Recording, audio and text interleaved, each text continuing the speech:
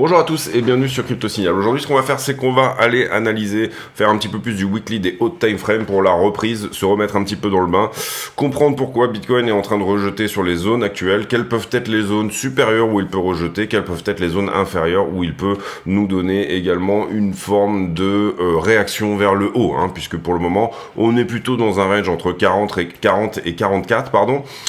Et donc du coup, ce qu'on va aller voir ici, c'est quels peuvent être les différents scénarios, on va dire, sur de la plus haute time frame. Donc on y va pour cette vidéo intro.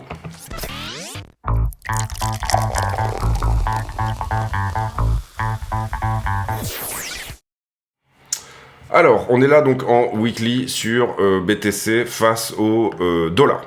Personnellement, les choses que je peux ici dire, c'est, on le voit sur les hautes time frames, un rejet tout simplement par les deux niveaux weekly qui sont les violets qui sont là. Les deux violets qui sont là nous ont vraiment donné un très joli rejet ici sur la zone. On n'arrive pas à clôturer au-delà de ces niveaux-là. Donc haute time frame, c'est un niveau vraiment cohérent pour un premier rejet ou pour un rejet, ou en tout cas une réaction. Est-ce qu'on l'a déjà eu? Est-ce qu'elle est déjà terminée? Est-ce que la réaction c'était finalement ce range entre 40 et 44 qu'on est en train de mettre en place là en ce moment? Possible. Derrière, si du coup on repasse haussier, je viserais personnellement 48 et 52, les deux gros endroits où finalement on a eu des imbalances, on a eu principalement, même ce serait plutôt 46,6 ici, et ça serait plutôt très légèrement en dessous si on travaille les clôtures quelque part autour de 50 pour des points de rejet à la hausse. Ça c'est dans le cas où les ETF sont acceptés et qu'il y a une très belle bougie de, j'appelle ça une bougie de distribution moi, parce que sur la news vous avez ce côté haussier et en même temps vous allez avoir tout le monde qui va ici vendre la news. Il faut bien comprendre ici que les bitcoins sont actuellement tradés à court terme. Tous les bitcoins qui sont finalement sur les exchanges sont des bitcoins de trade, c'est-à-dire des bitcoins qui opèrent dans une forme de magie à 5 mois, on va dire ça comme ça. Les short-term holders ici qui viennent finalement à rentrer un trade. Alors potentiellement qu'on en a eu un bon paquet parce que c'était une très belle zone ici d'accumulation sur la zone des 25 finalement. 25-27, on en a eu un paquet dans cette zone-là, bien évidemment. Et puis ici, tout ça, c'était notamment une réaccumulation pré-ETF. Les ETF, ils ont été annoncés à peu près par ici. Et bien évidemment, plus d'insiders, de gens qui sentaient la news arriver. Ici, on avait beaucoup de news sur BlackRock qui rentraient sur les mineurs crypto, etc. Toutes ces choses-là. Et on avait déjà, bien évidemment, dans l'idée qu'un trade ETF pouvait être éventuellement en train de se mettre en place sur l'acceptation des ETF spot. Derrière, qu'est-ce que je peux voir à la baisse? Et là, on continue donc sur la time frame weekly. Sincèrement, je trouve qu'il y a un très très beau niveau ici, c'est-à-dire 32. Si jamais on venait, on va même le dire que entre 32 et 34 ici, il y a quelque chose de très joli pour éventuellement repousser à la hausse. Ces niveaux n'ont jamais été retestés. Ici, on avait beaucoup temporisé sur la zone des 30 et finalement, à aucun moment, on a couvert l'imbalance qui est celle-ci ici, dans cette bougie, où on a bien délivré fort. À aucun moment, on est revenu visiter ces niveaux-là. Donc à la hausse, je dirais que 48, 52, si jamais il y a une vraie bougie de distribution. Attention au fait que on a déjà vu une distribution se mettre en place autour des 44, donc attention au fait que ça ne vende pas fort sur les 44 pour finalement nous donner rien du tout et puis derrière éventuellement le fameux sell de news. Il faut bien comprendre ici il y a deux trades plus ou moins possibles dans la zone. Il y a la zone approbation des ETF spot qui correspond plutôt au STH, donc ceux qui ont des bitcoins depuis moins de 5 mois et qui sont en train de spéculer, qui ne sont pas en train de holder du bitcoin à très long terme, donc tout cela vont potentiellement se positionner à la vente au moment où la news elle sort, et derrière il y aura un autre trade qui va être celui de l'adoption des ETF spot. Si on a des très beaux volumes les premiers jours, on pourra peut-être se dire tiens, c'est effectivement un choc finalement de demande, sous-entendu très peu d'offres sur les exchanges à la vente, très peu de gens ici, on le voit vraiment on-chain, où on a cette volonté de holder du Bitcoin de la part des plutôt LTH, long-term holders, et là pour le coup, c'est un autre trade éventuellement qui se met en place. Donc première question, je vais passer ici en daily. Première question, est-ce que ça va vendre les 44 au moment où les ETF spots sont acceptés? A priori, on est dans la fenêtre là, on est le 30 décembre. Hier, la SEC a demandé à tous les postulants pour les ETF spots de faire leurs dernières remarques, de poster leurs les dernières choses qu'ils voulaient éventuellement voir être mises en place sur leurs ETF. Il va y en avoir une partie qui va être acceptée, il va y en avoir une partie qui va être refusée. Pour moi, ce que je ressens, c'est ce que le marché semble nous dire en tout cas, c'est qu'on aura peut-être un refus pour Grayscale. C'est-à-dire la conversion trust de Grayscale pourrait ne pas être acceptée. Maintenant, pour les autres, je pense que ça risque d'être accepté entre maintenant et le 10. Cela dit, on avait eu ici déjà pas mal de signes que ça aurait pu être le cas avant, et ça s'est pas nécessairement fait non plus. Mais en tout cas, on voit ici un gros sell-off sur GBTC, notamment Cathy Wood de ARK, qui a vendu la totalité en fait de ces GBTC. Donc GBTC, vous le voyez, bon là on est à 34,62. Mais ça a pas mal vendu dernièrement également. Et puis, on voit IVLC, vous le voyez ici, qui sont finalement survendus. On voit également beaucoup d'actions de mineurs qui sont en train de prendre profit sur actions Coinbase et actions de mineurs. On le voit ici. Où est-ce qu'ils sont ? Ils sont là. Vous le voyez, Coinbase, moins 6, Mara, moins 16%, MicroStrategy, moins 6%, CleanSpark, moins 16%, Riot, moins 10%. Donc on est en ce moment en train de potentiellement vendre de l'action de mineur pour finalement passer à un autre trade, passer à autre chose. Il faut bien comprendre ici également que, du coup...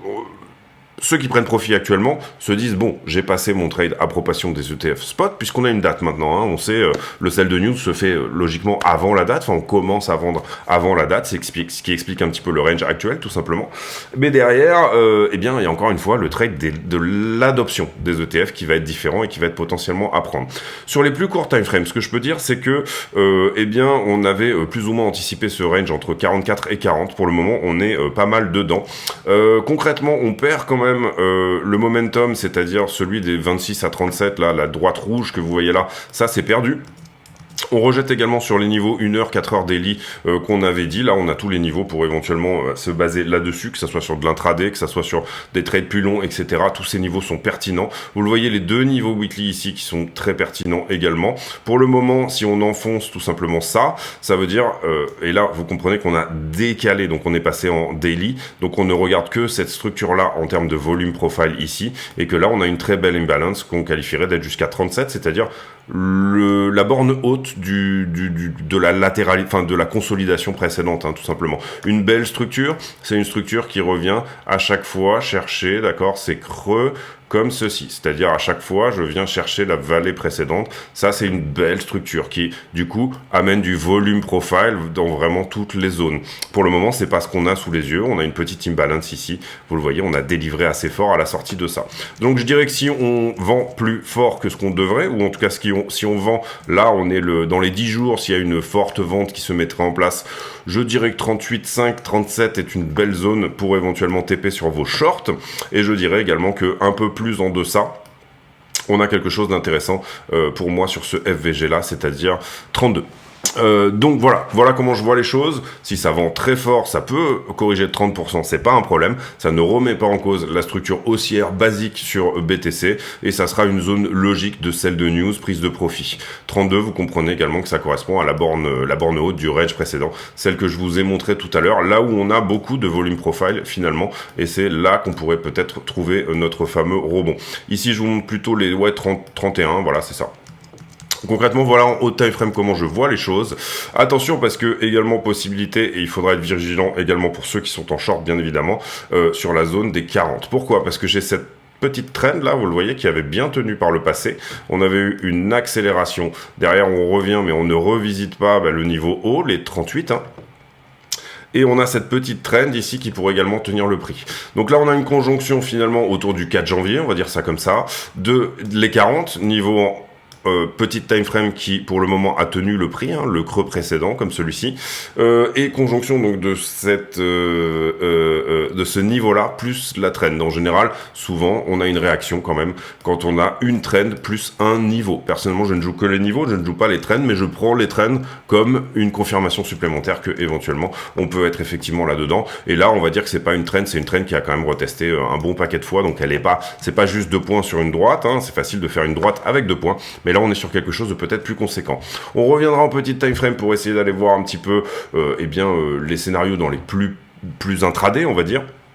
Mais voilà ma vision des choses sur BTC actuellement. C'est la reprise, donc j'ai pas énormément regardé les charts dernièrement, mais ici sur Ethereum contre Bitcoin, qu'est-ce qu'on peut voir? On peut voir une structure qui finalement reste toujours baissière, hein, d'une certaine manière, ok. Par contre, ce qu'on peut voir et qui est intéressant, c'est que on n'a pas perdu le niveau daily qui était celui-là, le rouge, et qu'on est revenu tout pile visiter le niveau 1 heure précédent, d'accord? C'est un niveau que je n'ai pas rajouté sur ma chart, encore une fois, c'est quelque chose qu'on voyait déjà depuis cette zone-là, en disant si ça rebondit ici sur cette zone, c'est tout à fait probable d'aller revisiter ça. Pour le moment, la structure reste baissière. Quand est-ce qu'on va changer de caractère sur la structure? Bien évidemment, quand on aura passé ici ce point-là. C'est-à-dire que là, on aura un vrai changement de caractère. On aura mangé un sommet précédent qui était là Ethereum contre Bitcoin enchaîne les sommets plus bas que les uns que les autres. Si jamais on arrive à tenir ce niveau, c'est propre. On a fait la petite purge ici en dessous sous ce niveau-là, donc pourquoi pas effectivement y aller. Cela dit, pour le moment, encore une fois, on a toujours une structure baissière sous les yeux en ce qui concerne Ethereum contre Bitcoin. Ici, c'était l'annonce des potentiels ETF sur Ethereum. Ici, c'est finalement le sell de news sur Bitcoin, entre guillemets, encore une fois, c'est trade à court terme qui sont en train de prendre profit et c'est normal, et peut-être potentiellement nous proposer la fameuse rotation vers Ethereum pour reprendre le trade suivant tout simplement. Cela dit, toujours une structure baissière sous les yeux, on va se mettre une alerte par ici, vous voyez déjà. Si jamais on casse ce niveau-là, à ce moment-là, on a un début de W, un début de quelque chose, un début de retournement sur la structure Ether contre BTC. On va aller voir désormais Ether sur BitGet, oui voilà. Alors, Ether, pour le coup, là où, on va dire, Ether tient sa MA20, là où Bitcoin l'a perdu. Ça, c'est intéressant à regarder également. Si Ether devait venir à corriger, je dirais que 1009 et 2100 sont les beaux niveaux. Hein. 2100, vous le voyez, c'est un 4 heures qui est là. Et ici, le creux précédent, 1009. Si jamais Ether ne corrige pas, pour le moment, en tout cas, il a un joli momentum également vers le haut. On corrige également sur des hauts time frames qui étaient celles-ci. La plus haute time frame pour moi, c'est 2529 ici. S'il devait nous faire un dernier push, aucun problème pour aller dans cette zone-là. Et donc en ce moment, si vous voulez long, personnellement, je serais plutôt à long Ether que BTC. Mais attention à ce range potentiel. Là, vous êtes sur la zone ici. Si jamais on était sur BTC, tout simplement des 40-44, d'accord, où vraiment c'est la possibilité quand même principale, c'est que ça se passe comme ça. Et ça rejette, on pourrait rajouter le niveau ici, tout simplement sur le haut précédent en time frame daily, c'est-à-dire quelque part par ici. Et ça, c'est un niveau daily, bien évidemment.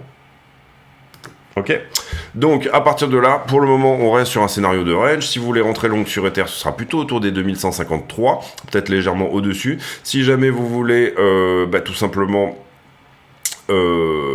attendre ou short Ether, hein, pourquoi pas également. Pardon.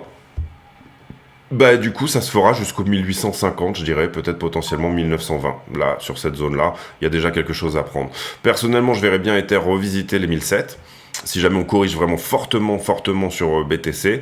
Cela dit, voilà, on a quand même moins de confirmations ici, on a des confirmations plus haussières sur Ether, sur le Fonda, j'aurais tendance à dire, et on a des Layer 2 qui ont très bien poussé également. Est-ce qu'on est en train de distribuer là-dessus, ou est-ce que Ether commence son accumulation pré-ETF? C'est la question que vous devez vous poser, bien évidemment. En ce qui concerne le Total 3 contre Bitcoin, je vous ai un peu retravaillé ici les vagues et les endroits où ça pourrait corriger pour plusieurs raisons. D'abord, ici, on a cette structure d'accumulation qui, à aucun moment, n'est perdue. Je parle de la rouge ici, hein, j'ai très mal tracé ma droite, mais voilà. À aucun moment, il y a une vraie correction, et à aucun moment, c'est perdu. Vous voyez qu'on fait 5 très jolies vagues ici vers le haut, et à aucun moment, ça ne perd le momentum pour nous donner une correction précédente. On a passé des niveaux en haut time frame qui étaient importants ici, et on commence à attaquer finalement l'imbalance qui était celle de la chute de FreeAC, je crois.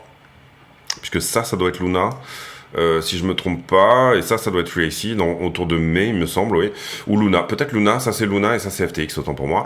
Mais bref, en tout cas, altcoin contre Bitcoin, vous voyez qu'on avait ici pris une grosse branlée sur les alts très très rapide, et là on est en train de revenir faire du business dans cette zone-là. Donc je verrais bien, moi, les choses soit comme ceci, c'est-à-dire, on corrige ici à ce stade sur le sell de news de Bitcoin, mais sans réellement corriger fortement, peut-être potentiellement même pour revenir visiter ici le point des 332, c'est pour ça que je vous ai mis cette potentielle vague 2 encore une fois par ici, c'est-à-dire revenir finalement corriger là, où finalement on a déjà fini cette correction là, qui était toute petite effectivement, et vous le voyez, c'est le niveau saumon là que vous voyez, et où on va faire cette 3 directement pour venir couvrir l'imbalance. Ça, c'est des questions qu'on peut se poser, je pense que la réponse elle dépendra bien sûr de Bitcoin, mais en tout cas, vous le voyez, le momentum des altcoins contre Bitcoin est resté le même et est resté très bon depuis septembre 2023 dorénavant. Donc ça, c'est intéressant. On avait effectivement des choses dans les plus hauts time frames qui nous disaient qu'elles allaient donner de corrections. C'était le cas ici, et c'était le cas ici. À chaque fois, on a eu notre réaction dans les hauts time frames pour aller chercher quelque chose plus bas. J'ai pas grand-chose ici avant ça ou ça, d'accord? Donc, soit la une, elle est finie là, on fait la correction, on revient tester des points supérieurs, et derrière, on vient faire une 3 qui nous emmène... alors là, ne regardez pas les niveaux, c'est pas nécessairement ici ce qui va se passer, mais d'une certaine manière, très beau momentum des alts contre BTC, et ce d'autant plus que quand je regarde la Bitcoin dominante, finalement par ici, eh bien elle a effectivement perdu pendant ses vacances de Noël là, elle a perdu le momentum qu'elle avait à la hausse depuis désormais quasiment un an. Un an de hausse sur la Bitcoin dominance, et on est peut-être ici en train de changer de caractère là-dessus. Peut-être, pourquoi? D'abord on perd la trend. Ça paraît relativement évident sur la charte. Et ensuite, on a un petit changement de caractère de la structure ici, là où on perd ce moment-là. Le vrai moment où on pourra considérer qu'on a effectivement perdu la structure totalement, malheureusement, c'est à ce BOS-là, donc ça sera un petit peu tard, au 48% de dominance, pour se dire qu'effectivement, c'est le cas. Mais en tout cas, on a le signal, là, la perte de la trend, on passe sous la MA20, et puis voilà, on a vraiment le signal dans les hautes time frames que quelque chose pourrait se passer. Où est-ce qu'on pourrait aller chercher quelque chose en haut de time frame qui nous dirait qu'il y a effectivement rejet sur cette zone-là? Eh bien, en fait, finalement, vous le voyez dans toute la barre rouge que je vous ai mise là, qui correspondait finalement à 2018, tout ce qui s'était fait en 2018 ici sur cette zone-là. Je le verrais bien quand même ici venir taper les 57% de dominance. Est-ce que ça peut se faire uniquement sur justement la mèche d'acceptation, ou alors est-ce que ça y est, on est en rejet sur la Bitcoin dominance? Difficile à dire.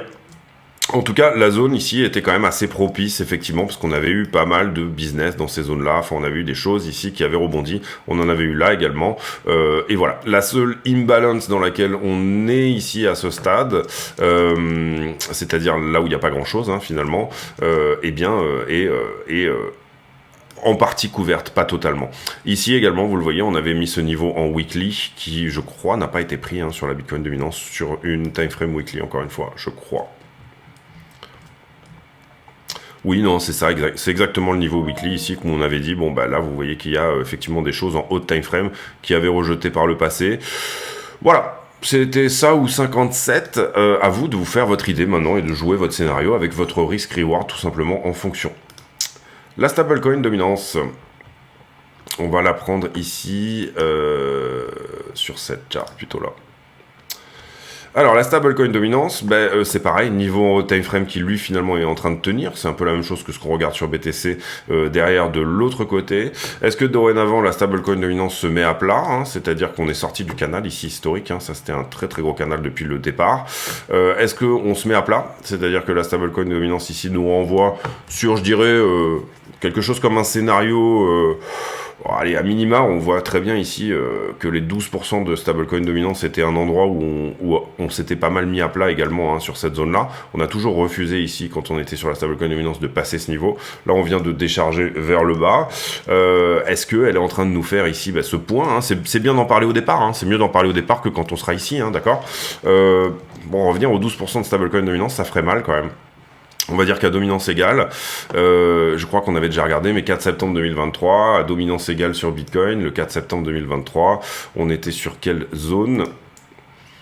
Alors encore une fois ici, ça reste une étude statistique, plus ou moins qu'on est en train de faire, mais 4 septembre 2003, on était très bas, on était autour des 27 je pense. Août, septembre... Ouais, on était autour des 25 000 $. Alors là, ça serait vraiment un petit peu Armageddon d'enfoncer jusque-là.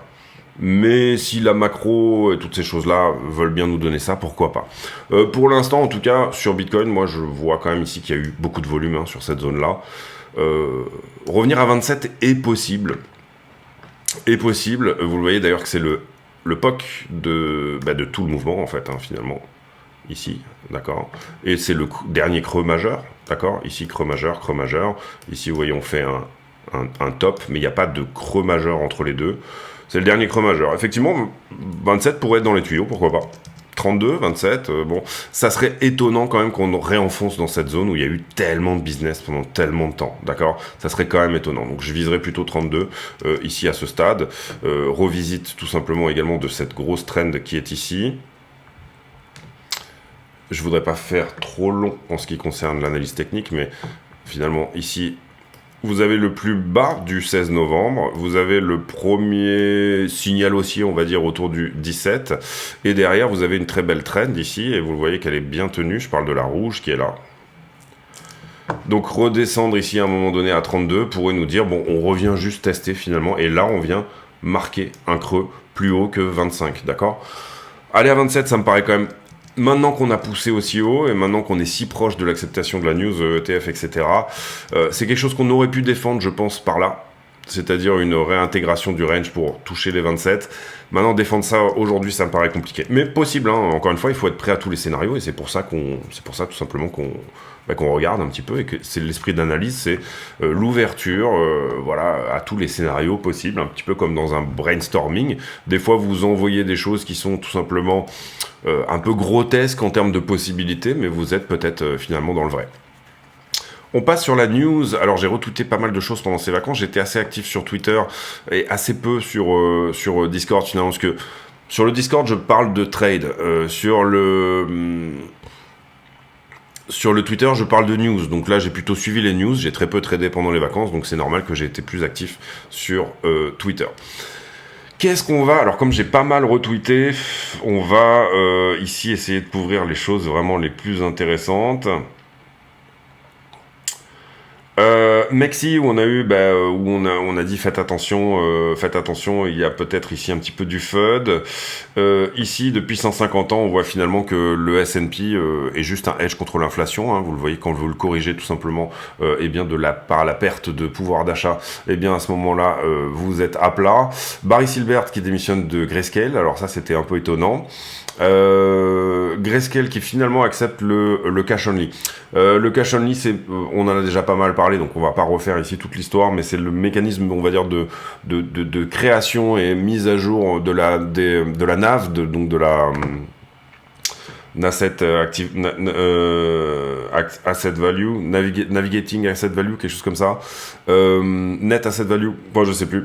Mais en gros, l'idée ici, c'est que à un moment donné, les ETF voulaient que, en gros, vous deviez rentrer pour gérer la différence finalement entre combien réellement de BTC sont sur l'ETF et combien ont été achetés en custodial. Vous aviez la possibilité de rentrer en BTC et là en l'occurrence vous n'aurez pas cette possibilité là, vous devrez apporter du cash seulement. Donc le mécanisme bénéficie pas mal à Coinbase au final et on va dire enlève d'une certaine manière les BTC qui sont les nôtres, qui sont sur des cold wallets, de cette possibilité tout simplement de rentrer directement sur l'ETF.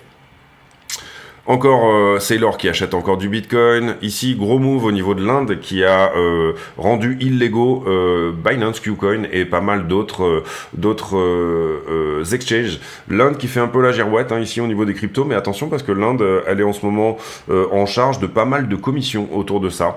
Donc ici, le fait de faire un shadow ban autour des exchanges est relativement... bearish on va dire pour la crypto, l'Inde c'est peut-être potentiellement la plus grande puissance de demain. Le stacking crypto, il y avait un projet de loi de finances en France qui disait que vous deviez déclarer votre stacking selon le régime des BNC. On a retiré cet amendement finalement du projet de loi. FTX qui dit toujours qu'ils vont tout simplement rembourser leurs créanciers mais à hauteur des prix auxquels ils étaient le 11 novembre 2022 au moment de la liquidation. Donc ça sera un remboursement en dollars et au prix du 11 novembre. Donc ça, il y a pas mal de choses ici qui tout simplement sont pas réellement normales, mais l'argent va aller dans la poche des avocats derrière. Ici, Cathy Wood qui explique ses ventes de GBTC en disant on ne sait pas qui c'est qui va être approuvé. Sur le GBTC, c'est la même chose. Il faut comprendre que les gens ont fait le trade de la fermeture du discount. À partir du moment où le discount est quasiment fermé, Cathie Wood a raison de fermer ce trade-là, puisqu'elle a plus intérêt ici à prendre du profit, entre guillemets, en dollars. Et d'ailleurs, je crois qu'elle les a passés sur un ETF futur, le BITO. Oui, je crois que c'est ça. Et en l'occurrence, voilà, à partir du moment où vous n'êtes pas sûr que la conversion Grayscale aura lieu, eh bien, c'est peut-être ici plus intéressant d'en sortir, tout simplement. Ici, le bank run de mars. Vous savez, quand il y avait eu Silicon Valley Bank, etc., qui n'a jamais été réparé, mais il a juste été caché. Effectivement, on a des potentielles pertes commerciales non réalisées de la part des banques qui sont colossales. Et donc, du coup, ici, pour le moment, en fait, vous avez eu un mécanisme qui s'est mis en place, je ne me rappelle plus le nom, au niveau de la Fed, mais qui vous a permis de vous refinancer. Ici, Antoine Do-Kwon, bon, ça, c'était un peu la blague.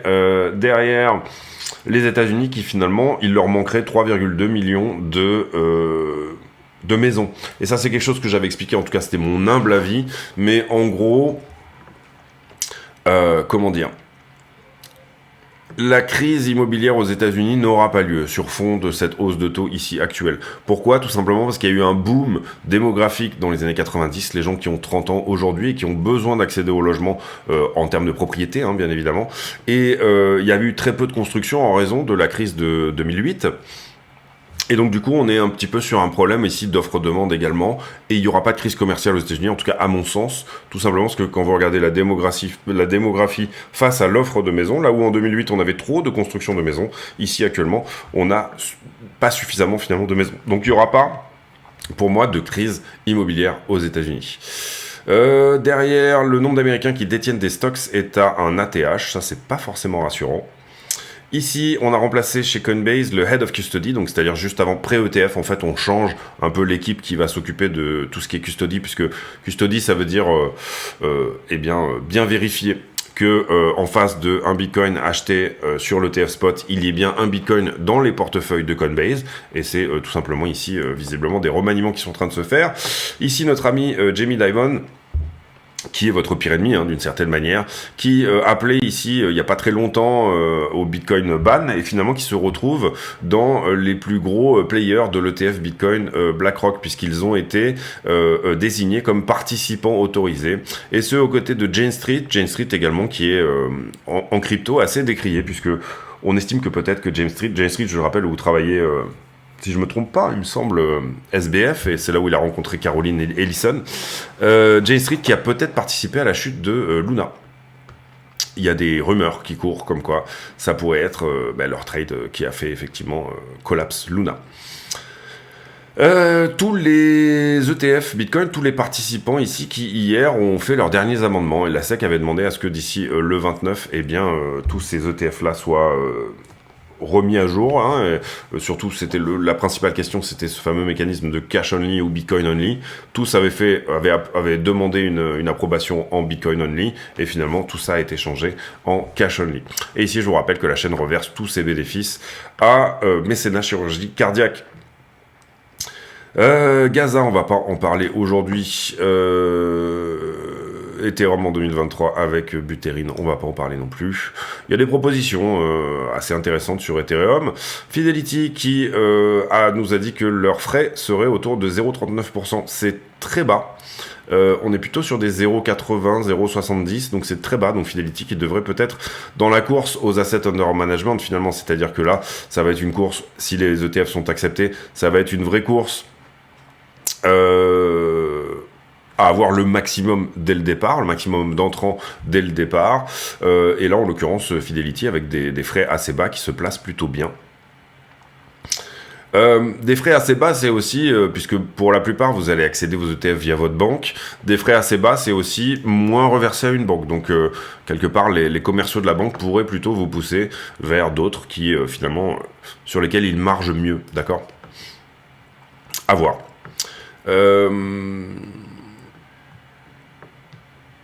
Ici, le directeur de Vanek qui dit que ce fameux cash only, la restriction du cash only est un non-sens. On est déjà à 28 minutes, donc si je lirai cet article et j'en ferai éventuellement l'article sur Discord ou demain. Ici, on va passer sur les marchés également, hein. On a déjà beaucoup discuté. Globalement, la semaine prochaine, qu'est-ce qu'on aura sur le calendrier économique? Eh bien, on aura des news autour de l'emploi. Avec le rapport ADP, ça sera jeudi. Et l'US Employment Report, donc le taux de chômage du mois de décembre, qui se fera pour vendredi. Ça, c'est important, hein, que ici, c'est très important. On aura les minutes de la Fed également. Ce sera pour mercredi. Les liquidations et le sentiment, j'en profite pour vous dire de mettre un like sur les vidéos si le contenu vous plaît. On a liquidé hier 156 millions de dollars. Principalement du long, vous le voyez, 124 millions sur du long et à peine 32 millions sur du short. Sur les dernières 24 heures, on va dire que Bitcoin et Ethereum représentent à peu près 70 millions, ce qui représente la moitié, ce qui est plus ou moins normal. On a pas mal liquidé sur Solana et sur Ordinals, OP également qui a fait une jolie poussée. On a eu une jolie poussée finalement sur les Layer 2, hein, c'est ce que j'avais dit également dans le Discord.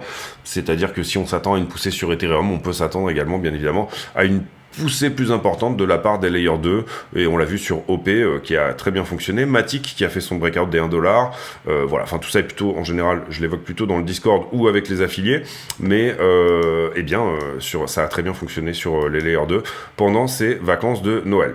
Carnet d'ordre, eh bien, on est plutôt vide à la vente pour un éventuel rebond jusqu'au 42,5.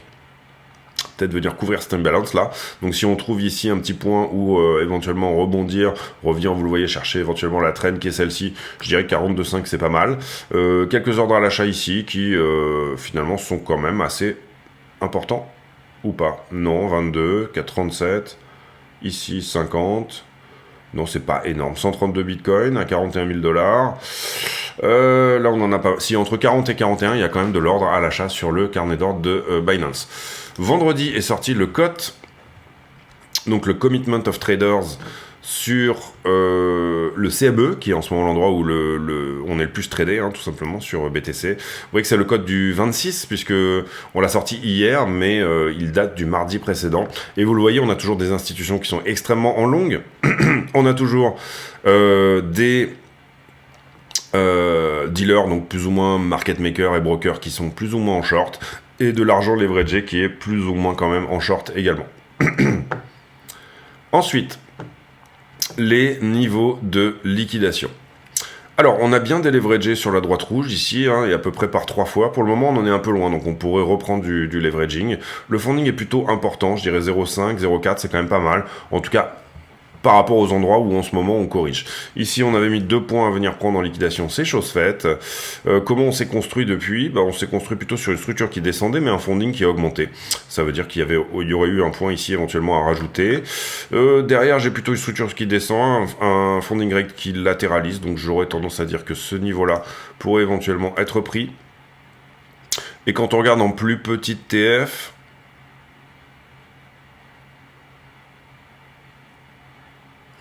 on a peut-être un tout petit quelque chose ici pour venir prendre les shorts qui se trouvent au-dessus des 42 180.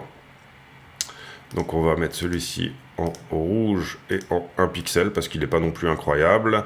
Et on va mettre ici, je pense qu'il y a peut-être quelque chose à venir prendre du côté des shorters. Donc on va le mettre en bleu, bien évidemment. Voilà, on va sauver ça. Voilà pour les niveaux de liquidation. Vous vous rappelez qu'on avait un 2 pixels ici aux 40 500 $.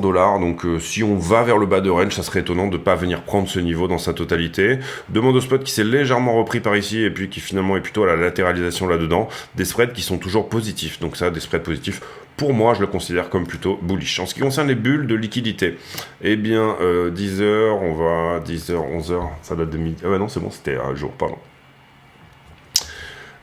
Plus de shorter que de longueur sur la 5 jours. On est bien venu prendre tout ce qui s'était construit en longue. Possibilité de rebond, hein, ici vraiment dans la zone. Quand on regarde la liquidité, en tout cas en intraday, j'aurais plutôt tendance à tenter du long si jamais je voulais tenter un trade là tout de suite. Sur Ether, même chose, sauf qu'il reste un petit peu à prendre en dessous, hein, là, mais plus de shorter que de longueur dorénavant, puisque la structure est baissière tout simplement. Voilà, jolie poche de liquidité ici par exemple jusqu'au 2371, et peut-être si on retourne entièrement la structure, retour au 2454. Maintenant, bon, on va voir. Ici également sur la 7 jours, vous voyez qu'on a une très belle poche de liquidité, entre 44 et 44 600 dorénavant. Si on enfonce pour venir chercher le bas de range autour des 40 500, comme je vous ai montré tout à l'heure, là, le dernier enfoncement, par exemple, il se pourrait qu'on reste dans un range entre 40 et 44, comme je vous l'ai expliqué tout à l'heure. Si on regarde là un mois, pour mettre en perspective un petit peu les choses, on voit qu'il y a quand même une très belle poche ici en haut, hein, sur du short, 45,2, 45,6, il y a quelque chose à venir prendre vraiment en haut de tout ça. On a un peu de liquidité intermédiaire ici en dessous pour revenir toucher le bas de range encore une fois. Ici, on a du monde qui est depuis désormais 18 jours, qui est peut-être potentiellement en position longue. La difficulté ici, c'est qu'on a une news qui est potentiellement assez imminente. Et donc du coup ici vous le voyez, Ether qui avait short squeezé, derrière il a temporisé, re-short squeezé un petit peu, derrière il est venu chercher tout le point chaud de cette zone de longue. Pour le moment, en faisant cela, il a créé beaucoup de liquidité intermédiaire autour des 2470. Est-ce qu'il enfonce pour aller chercher 2140, ou alors est-ce qu'il rebondit à ce stade pour venir prendre le haut? Bah ça c'est à vous de faire éventuellement votre scénario, on va dire intraday ou weekly, hein. Enfin, ou on va dire sur un trade de plusieurs jours. On va pas dire weekly parce que weekly ça serait un non-sens. Derrière le coin screener, vous le voyez ici, on est plutôt dans le jaune, hein. Sur toutes les altes, on est longué concrètement en ce moment. Donc attention à ça, parce qu'il pourrait y avoir éventuellement un long squeeze, un mouvement de liquidation plus ou moins vers le bas, également sur les altes, puisqu'on a eu beaucoup de up only. Donc c'est tout à fait possible ici qu'il y ait une correction un peu plus grosse sur les altes, à savoir quand on montrait les altes contre BTC, finalement, cette fameuse 2, qui sort la moitié des participants qui sont un petit peu en retard, ceux qui sont rentrés avant tout simplement le POC, vous le voyez ici, là par exemple, quand on est en train de regarder le point de contrôle de cette zone-là. Cohérent éventuellement d'enfoncer ici, de faire une vraie correction, on va dire, sur les altes par rapport à BTC. On va surveiller ici s'il y a des shorts à prendre éventuellement sur les altes, on les prendra. Maintenant, pour le moment, j'ai aucune confirmation qu'on passe baissier sur les altes. J'ai juste cette cohérence de sentiment et ce gros funding. Donc, on n'a pas la structure, on a la liquidité et on n'a rien sur la chart qui nous dit que ça va être nécessairement le cas.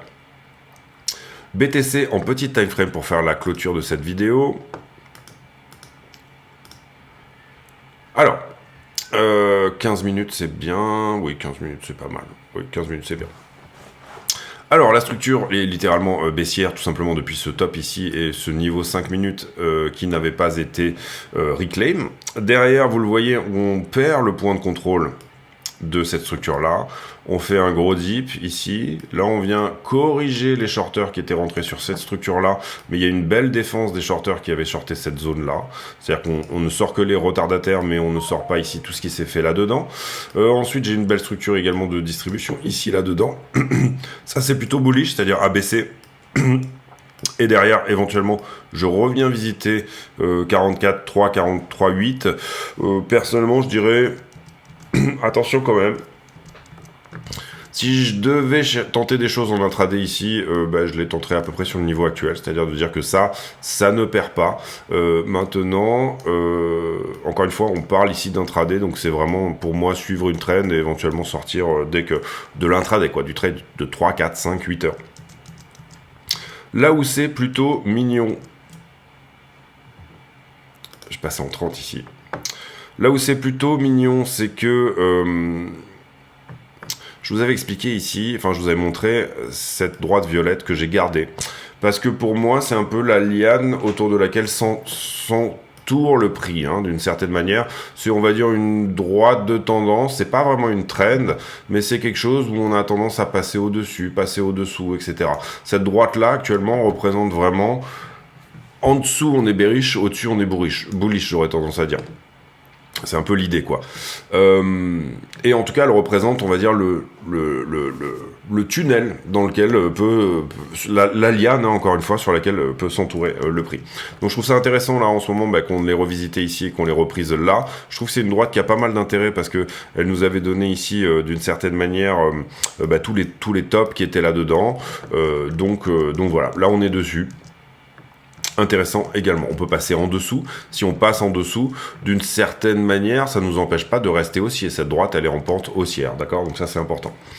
On perd réellement la MA20 ou pas? Pour moi, c'est pas un critère. C'est-à-dire, là, la MA20 que vous voyez là, c'est pas nécessairement un critère de trade du tout. Par contre, ça a tendance à me donner la tendance en daily. C'est-à-dire, quand je perds effectivement largement cette MA20, pour le moment, j'ai l'impression qu'on l'avait pas perdu ici, hein, puisque en daily...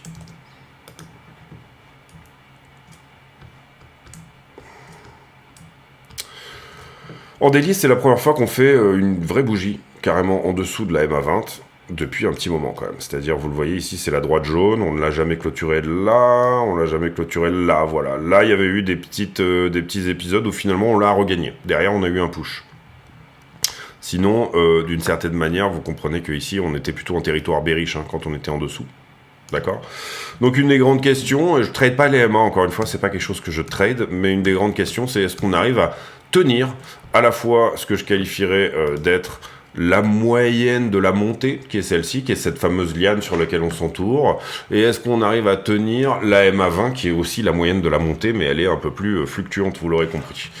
Donc voilà, pour moi, c'est les questions comme celle-ci qui se posent. Est-ce qu'on est sur une correction plus importante ou est-ce qu'on va tenir les 40K ici et éventuellement derrière repartir pour avoir une jolie bougie sur la news de l'acceptation des ETF spot, si tant est qu'il soit accepté. Encore une fois, on a un marché qui est très confiant par rapport à ça. Je pense que ça va être le cas, mais bon, on peut éventuellement se poser la question pourquoi le marché nous susurre autant dans l'oreille que eh bien ça va être accepté tout simplement. Voilà, derrière pour moi, je dirais que y a même en petite time frame, il n'y a rien de nouveau. Soit on rebondit sur 40 500, soit on rebondit sur 38, soit on rebondit sur 32. Voilà, pour moi, c'est les trois niveaux que j'aurais tendance à chercher ici. On voit ici un petit peu en daily un niveau commencer à se dessiner là. Ça, c'est intéressant aussi. Moi, je le garde en dessous, je garde celui-ci, là. D'accord. Maintenant, si on le met au-dessus, ouais, on est obligé de faire feed cette bougie-là, ça me plaît pas tellement. Voilà. Au time frame, en tout cas, on corrige sur des niveaux logiques. Vous le voyez, ce sont les deux violettes qui sont là. On perd la MA20 et pour le coup, avec une vraie bougie en dessous, et ça fait un bon moment qu'on ne l'avait pas fait. On a une belle imbalance éventuellement à venir chercher ici jusqu'au 38.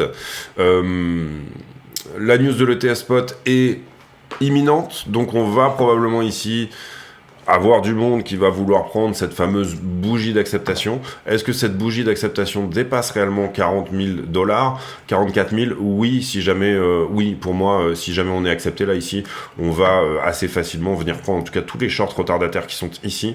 Derrière, la question c'est comment ça va se défendre au niveau des shorts légèrement au-dessus. Je dirais que on l'a vu sur la 5 jours ou etc. Imaginons que les ETF spots sont acceptés lundi.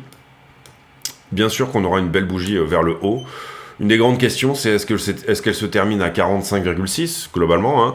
Est-ce qu'elle se termine à 48? Est-ce qu'elle se termine à 52 cette bougie? Dans la journée, hein, j'entends ici, on va considérer que c'est une forme de mèche, puisqu'elle va être assez fortement vendue. Hein. Comprenez bien ici que ça commence à vendre un petit peu pendant pré-news, hein, c'est normal. Derrière, au moment où la bougie va se faire, il va y avoir une prise de profit des short-term holders dans la tronche des traders de news, de breakout, des intradés également, qui auront juste pris la news tout simplement en longue. Donc voilà, pour moi je le vois comme ça. Je suis plutôt baissier, vous l'aurez compris, à ce stade, ça fait un bon petit moment que je suis plutôt baissier. Cela dit, longuer ici les 40 ne me dérange pas du tout. Je vais pas nécessairement aller chercher 48 ou 52 ou ce genre de choses, mais voilà, simplement jouer le range en fait, hein, c'est un peu ce qu'on a fait depuis qu'il nous est apparu devant les yeux, donc du coup ça me paraît cohérent tout simplement de rester éventuellement là-dedans. Au moins pour une réaction, hein, ici vous comprenez, on descend à 40, on va pas forcément rechercher le haut, mais si à un moment donné, voilà, ça se retourne comme ça, pourquoi pas. Le sell de news sur le TF Spot n'est pas une donnée certaine, bien évidemment, mais bon, on a quand même ici les hauts time frame qui parlent, etc. Ne serait-ce qu'en regardant la charte, entre guillemets, on peut éventuellement se dire que à minima, on retourne à 40. Donc 40, 38,5, 32, voilà pour moi c'est les choses que je vais vérifier ici.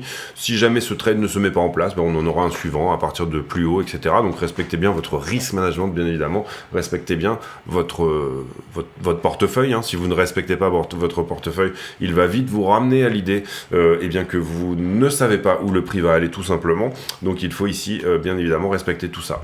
J'aurais tendance à regarder également en plus petites UT, je dirais peut-être que c'est du 1 heure. 1 heure ou du 4. C'est du 4, ouais. Cette traîne de distribution là, c'est-à-dire qu'à partir du moment où elle est perdue, pour moi, bah, on va dire que le mouvement est dans son rebond. Quelque chose par ici.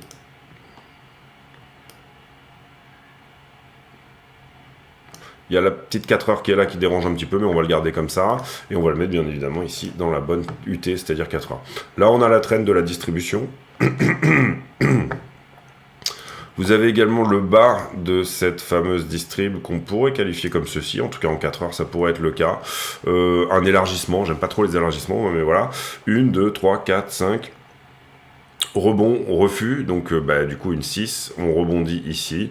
Peut-être que ça va casser cette histoire vers le haut. Pourquoi pas. Si je devais également aligner, alors là pour le coup on va les effacer derrière parce que... Ouais, non, c'est pas encore très propre de ce côté-là. Non, pour le coup, là, on n'a rien de vraiment pertinent. Voilà un peu l'idée. Pour le moment, on rebondit sur le daily ici. Je verrai bien un enfoncement plus bas, mais vous voyez qu'un niveau se dessine hein, dans des plus petites TF. Pour celui qui veut chercher éventuellement même du long. Je vois pas la chart là ici, mais il y a peut-être quelque chose par là. 5 minutes, c'est peut-être un peu petit. 15 minutes ici, non plus.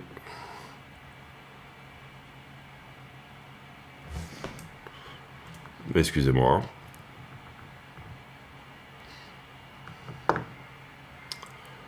Ouais, celui qui veut éventuellement tenter de longuer les 41 617, pourquoi pas. Mais pour l'instant, bon, difficile de voir. Il faudrait vraiment que la structure commence à se retourner déjà et rentrer sur le creux suivant en fait.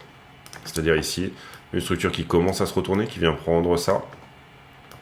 Et ensuite, plus ou moins, une confirmation que quelque chose se met en place, plus ou moins là-dessus. D'accord. Et là, pour le coup, voilà, attraper ça au vol, et 41 617, pourquoi pas. Le long intraday, moi, il me paraît pas évident. Là, en plus, c'est la reprise, donc je vais reprendre les choses tranquille, pépère. Mais voilà, en intraday, je pense qu'il y a peut-être des opportunités. Maintenant on semble être en bas d'une forme de structure, en tout cas, en intraday, il y a peut-être des choses à prendre pour faire, on va dire, quelque chose qui part de 41,5 pour remonter à minima jusqu'à 43. Donc ça voudrait dire plus 1500 $. C'est un excellent trade à prendre de plus.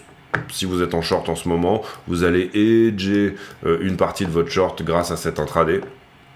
Donc du coup, vous vous couvrirez évidemment de la perte, enfin de la perte potentielle, de la perte latente que vous pourrez avoir sur toute cette zone-là. Donc pourquoi pas, ça peut être un joli hedge, pourquoi pas. Je vous laisse là-dessus, j'espère que cette vidéo vous aura plu. On a fait 47 minutes, mais c'était la reprise, on avait pas mal de news à aller regarder, etc. Voilà, pour moi, on est ici dans la logique des choses, c'est-à-dire quand on vous donne une date par rapport à une news, etc., c'est normal que ça distribue un petit peu sur la zone. La grande question, c'est si on accepte, si la news est acceptée, bien évidemment, où est-ce qu'on va, et pour certains, ça pourrait d'ailleurs être relativement logique d'être à l'abri de tout short actuellement. C'est-à-dire, je comprends tout à fait cette idée de dire, moi, je ne veux pas être en short sur cette zone-là, bah, tout simplement parce que j'estime qu'il y a une news extrêmement haussière qui pourrait sortir très rapidement et je ne connais pas la portée tout simplement de cette news en termes de price action, jusqu'où elle peut pousser. Comprenez bien effectivement que dans ces zones-là, soit vous jouez, soit vous déterminez un niveau, par exemple 52, et vous jouer un très faible levier. Moi, je préfère jouer du levier plus fort pour plein de raisons qui me sont propres en ce moment. C'est-à-dire que déjà, je suis pas à l'aise de laisser tout mon capital de trading sur des exchanges, donc bah, ça me permet ici de tout simplement dire, bon, je laisse que 10% de ce que j'aurais dû laisser en USDT sur un exchange parce que je leur fais pas confiance tout simplement, et je préfère derrière que mes USDT soient ailleurs. Et donc du coup, comment dire, ici utiliser le levier plutôt comme un outil de crédit qui vous permet tout simplement de ne pas trop être exposé aux exchanges également. C'est pas parce que vous avez, on va dire, sur vos exchanges, une somme qui n'est pas tout votre capital de... Enfin, voilà, pour moi, je suis plus à l'aise avec ça. J'ai aussi un backspot, hein, donc du coup, il n'y a pas de souci. J'utilise ce backspot pour trader en spot et sans levier. Maintenant, sur ce que je vais aller chercher sur BTC ou ETH, qui sont les deux assets que je trade quand même principalement au jour le jour, j'ai pas besoin d'avoir tout mon capital de trading, donc j'utilise beaucoup le levier aussi pour ça. Voilà pour cette vidéo. J'ai pour habitude en fin de vidéo de poser une question à la con, c'est-à-dire une question qui n'a rien à voir avec le prix du Bitcoin, mais qui nous permet de converser de choses et d'autres. Et en l'occurrence, je sais qu'il y a pas mal de gens qui sont malades en ce moment. J'en vois beaucoup autour de moi, dans les copains, etc. Voilà, est-ce que vous avez chopé le truc qui traîne en ce moment à Noël ou pas du tout? Personnellement, c'est pas mon cas. C'est pas du tout mon cas, donc du coup je suis assez content d'être passé au travers, mais bon courage à tous ceux qui sont éventuellement en train de se taper la grippe du moment. Je vous laisse là-dessus, on se retrouve demain pour une nouvelle vidéo. D'ici là, portez-vous bien, à très bientôt, ciao.